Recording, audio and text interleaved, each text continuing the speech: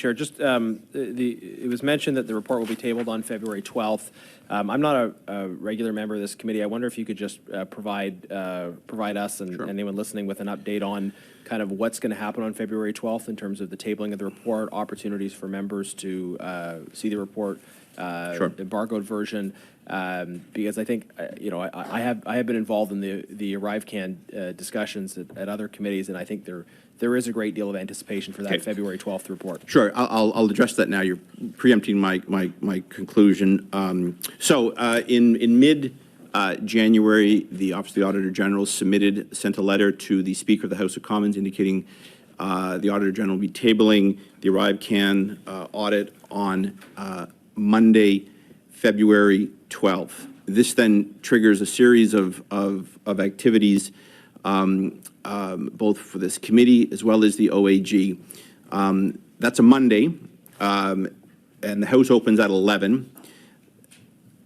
And our committee does not normally meet on Monday, but we will be that day. So how the day is going to unroll, and members will receive a notice of this before the weekend, and all parliamentarians are actually going to receive this information because the lockup is open to all parliamentarians.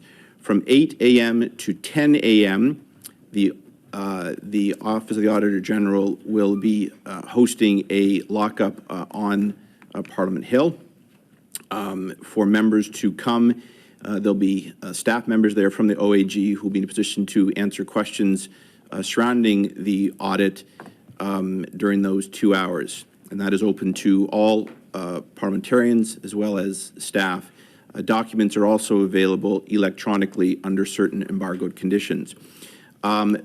Next, and this is customary, at approximately 10 o'clock, the Auditor General, Karen Hogan, will come to a committee room and take questions from parliamentarians. This is not an official committee setting. This is something that I'm, as Chair of Public Accounts, am asked to host. There is no speaking order. It is questions to the auditor from parliamentarians, and Ms. Hogan will endeavor to respond to their questions with respect to what's been contained in the audit. And then following that, our committee will meet at approximately 11:15 in the morning. Ms. Hogan will begin with opening comments on her audit, and then there'll be a meeting for approximately 1 hour. And after that, Ms. Hogan has to leave, and she will then address the National Press Gallery with her report on arrivecan. So that is how the day is going to unfold on February 12th. And to give you all an advance preview, I'm making arrangements now for the regular meeting on February 13th, working in conjunction with the OAG to bring the auditor, the deputy auditor, back along with the 3 departments that are being investigated in this audit. So there's where we are. The invitation to all parliamentarians was sent yesterday. Oh, pardon me. The invitation to all parliamentarians was sent yesterday. So it is either probably at your main account, and committee members might have it on their P9. So I see hands up, but I expect if you have a point of order, I would prefer if you say so. Of order? Yes. Mr. Chair. Mr. Chair, the Government Operations Committee has spent tens of millions of dollars in reproduction of documents that would take 4 people full-time to go over for a year, just to take a look at documents that are costing and actually the McKinsey study, the witch hunt, found nothing. Mr. John, I'm nothing except for. Okay, can I just want you to just identify your point of order? You will have a speaking round. The point of order is this: is that there was an opportunity to send a memo out instead of doing this whole meeting. This whole charade has cost a pile of money. It's unnecessary. The witness can't speak. We all knew this going into this meeting, because they have a report coming out. So I'm trying to figure out what games is going on here and why we're sitting here. I need an explanation, and I'm hoping you, Mr. Chair, can explain why you've called this meeting, knowing full well that the witness can't speak and there's a report forthcoming. Maybe you can explain to this committee why we're here. Mr. Johns, the witness is here to answer his questions to the best of his ability. And I'd like to hear from him.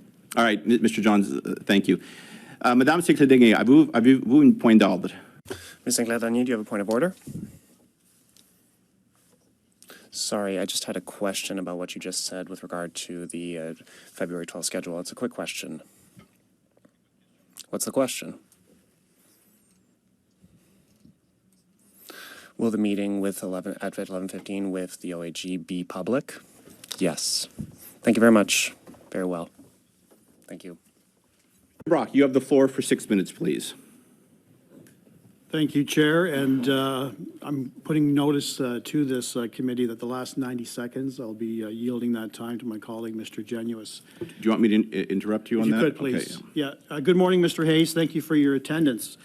The Auditor General on October the 12th, 23, on a recess week, appeared before this committee, and unfortunately, her testimony was cut short when the Liberal NDP coalition brought a motion to adjourn the meeting after it was revealed that the government nor the CBSA informed her that the RCMP were investigating allegations of misconduct with the CBSA. She, in fact, only learned about it after reading a news article in the Globe and Mail.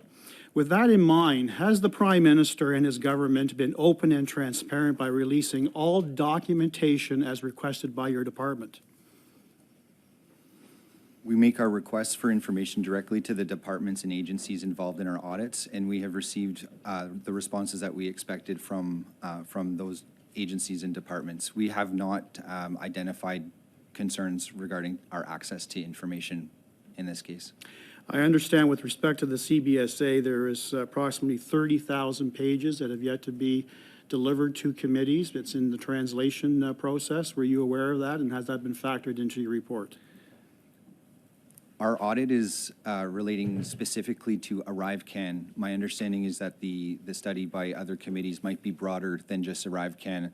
In terms of I'm aware that the committees have requested information and that some of that is outstanding, but it's not for me to comment on the process for that. Your office has a mandate that when you uncover some element of criminality, you are to refer that to the RCMP. Is that correct? When we identify issues that could raise the potential of criminality, we do identify for the RCMP. And did you uncover any issues with respect to criminality involving the arrivecan? So at this point, I think that would be a question that the Auditor General would be best positioned to answer on February 12th. I can tell you that, as you mentioned earlier, we became aware that the RCMP has been already informed of a matter by the Canada Border Services Agency. That obviously is a different scenario than the normal one for us, where we conduct an audit and decide at the end whether or not to bring the RCMP in. They're already aware of the allegations. At the government operation committee level, we have seen unprecedented levels of misinformation being shared by government officials